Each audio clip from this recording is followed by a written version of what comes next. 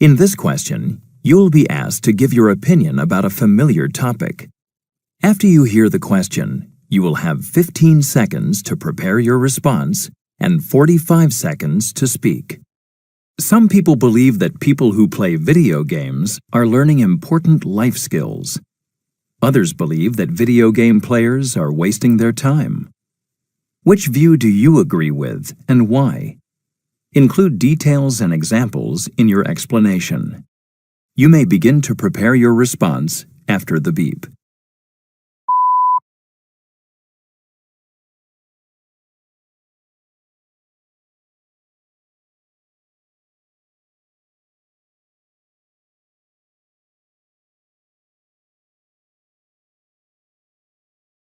Please begin speaking after the beep.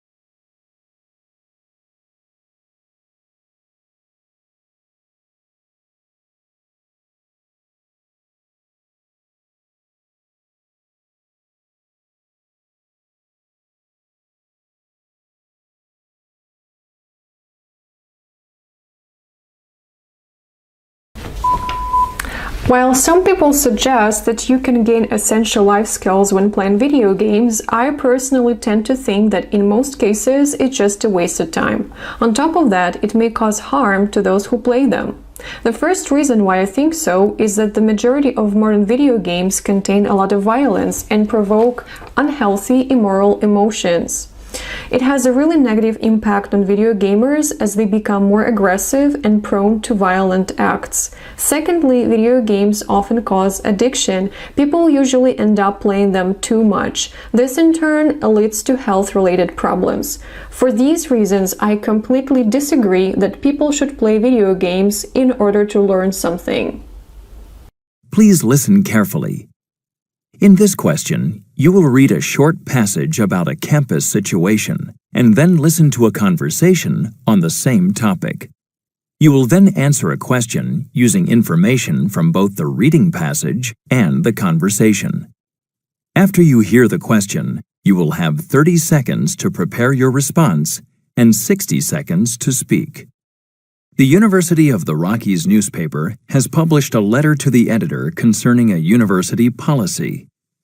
Read the letter about the hiring of temporary instructors. You will have 45 seconds to read the letter. Begin reading now.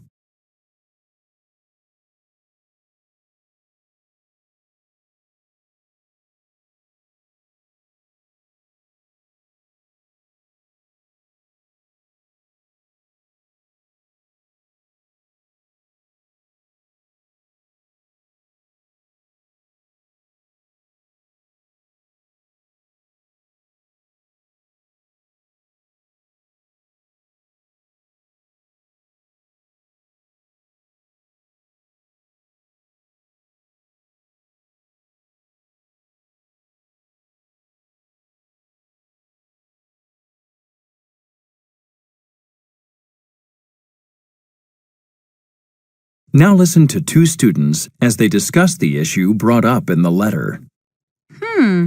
I thought university teachers were well paid. I mean, they have to have advanced degrees and be experienced to teach here, don't they? Yeah, but I've heard that over 60% of our teachers are temporary. Really? Well, I don't think my education is suffering because of it, do you? Well, it's kind of hard to know, isn't it? I mean, part-timers have to hold down another job, so they can't concentrate on course development. That's true, but I still think my teachers are pretty well prepared. Yeah, me too. But there are other drawbacks to having part-time teachers too, like, well, I needed to see my literature instructor, but arranging a time was difficult because she also works at the city library. And then our meeting wasn't private because temporary staff members share offices. Really? Uh-huh. And they don't have a voice in departmental issues or access to university funding. Wow. I can't imagine they feel any loyalty to the university at all. The man expresses his opinion on the issue of temporary instructors. State his opinion and explain the reasons he gives for that opinion. You may begin to prepare your response after the beep.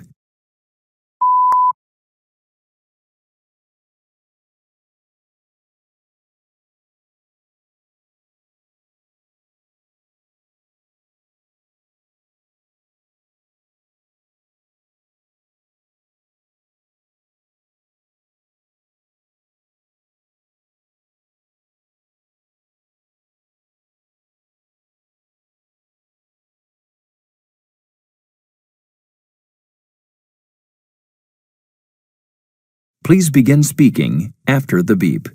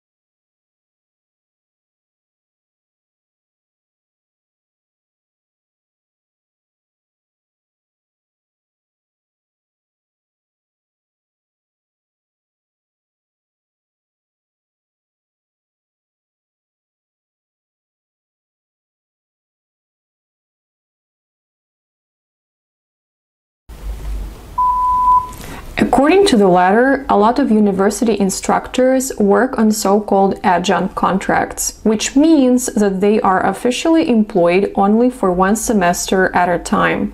Thus, they experience many disadvantages. The man agrees with the main points of the letter. He gives several reasons for his opinion. First, he said that temporary teachers get low salaries, and because of this, they are forced to have a second job, which makes it much harder for them to focus on the university course.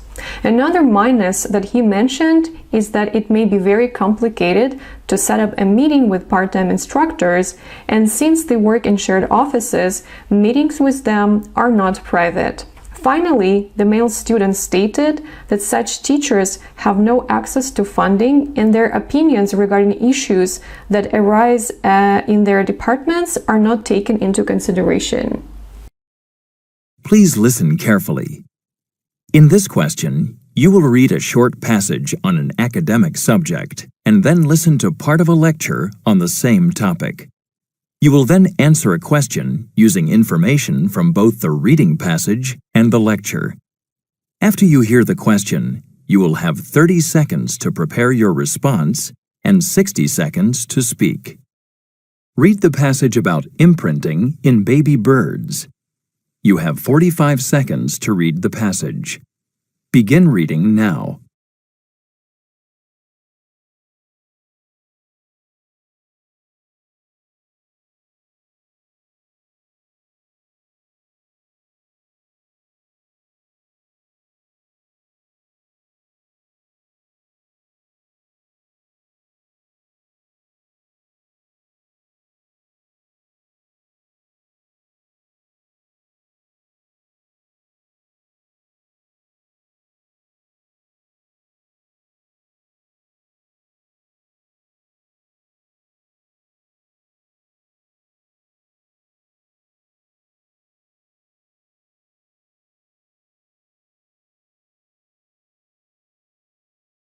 Now listen to part of a lecture on this topic in an ecology class. So, we've been looking at animal behavior, and especially the process of imprinting in young birds. Of course, the first thing a young gosling sees when it hatches is its mother. Now, birds that walk almost immediately after hatching, as opposed to those who are helpless and can't get around for several weeks, have to follow their mother for their own safety, for their survival.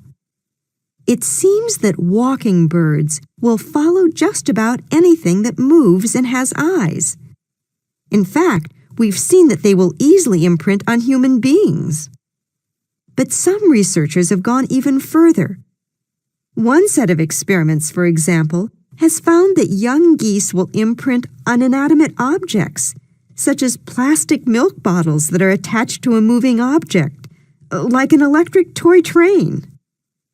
Now, it seems that in some species of birds, and this includes nesting birds, which are helpless after hatching, imprinting can affect later learning and social behavior. For example, territorial behavior. If a human takes on the role of the parent, the bird's social behavior becomes directed at the wrong object or species. A bird that sees a human as one of its own kind and follows or accompanies a human will not understand the importance of keeping to its own territory. This is why wildlife specialists tell us not to try to raise young birds that we find outside a nest. If the bird becomes attached to us, it can't learn to associate with its own species and would quickly be rejected. The professor explains the notion of imprinting in young geese and ducks. Explain how this behavior develops and how it might be important for the bird's survival. You may begin to prepare your response after the beep.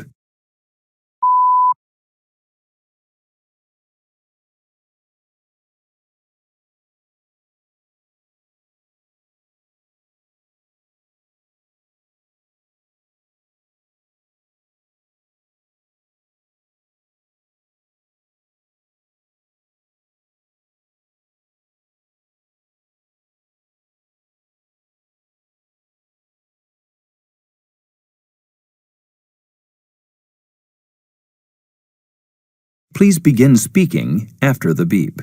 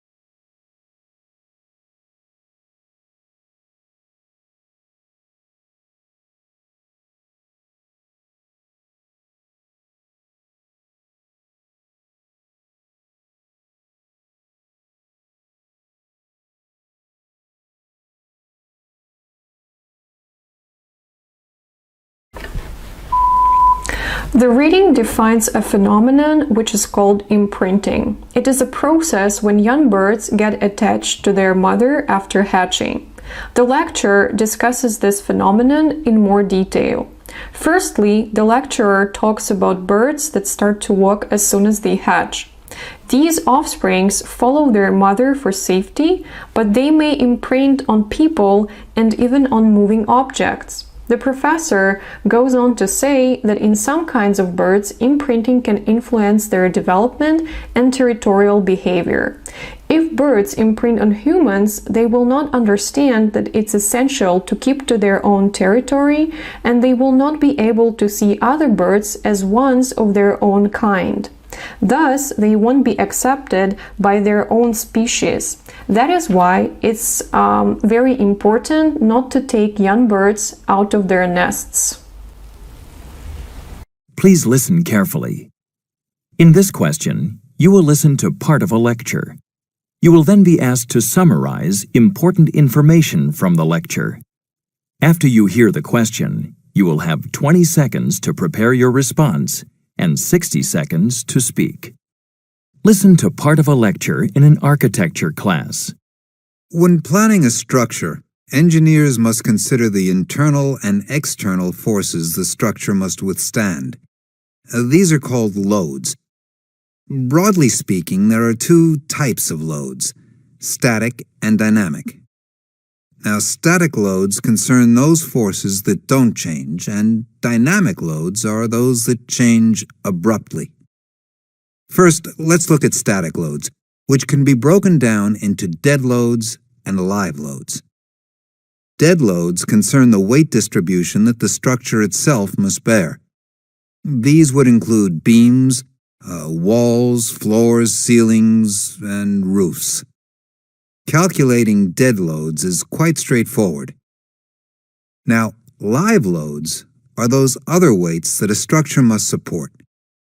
Live loads can be people, furniture, or, in the case of a bridge, cars and trucks.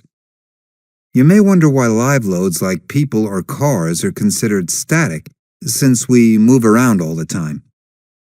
Well, we can calculate how many people will fit into this classroom, say, or how many trucks can be on a bridge at the same time. Our comings and goings flow. They do not happen abruptly. Imagine that your family is sitting in different parts of a room and someone says, "Oh, look, northern lights." So everyone rushes to the same window to look outside. The live load changes from the weight being evenly distributed to its being concentrated at one point. Like dead loads, live load calculations can be computed. Now, remember that I said dynamic loads are those in which the forces change suddenly. For example, a gust of wind. Extreme examples of dynamic loads are tidal waves, hurricanes, or earthquakes. Think about earthquake zones. Here the engineer must consider features that allow the building to withstand, or let's say counteract, a sudden change of force, a force that is unpredictable. Using points and examples from the lecture, explain the kinds of loads an engineer must consider when building a structure. You may begin to prepare your response after the beep.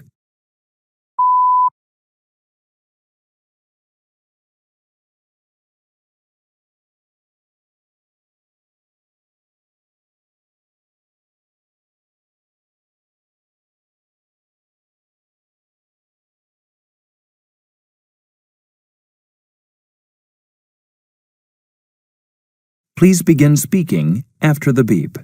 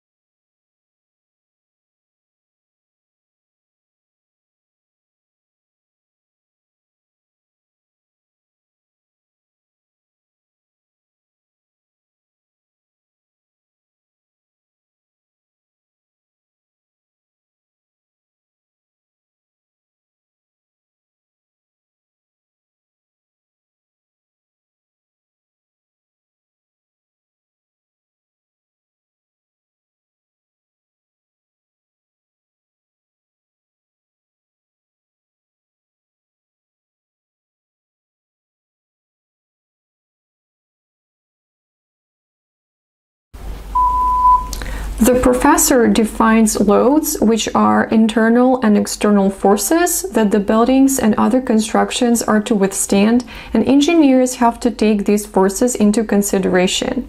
He covers two main types of loads, which are static and dynamic ones, and provides examples. Static loads are those ones that don't change too suddenly. They in turn can be divided into dead and live ones. To illustrate dead loads, the lecturer names ceilings, roofs, and walls. Examples of live loads would be humans, furniture, or means of transportation if we talk about bridges. Live loads are considered to be static because they don't alter too abruptly and can be calculated and computed, whereas dynamic loads are more unpredictable and can change suddenly, like winds or various natural disasters, for instance.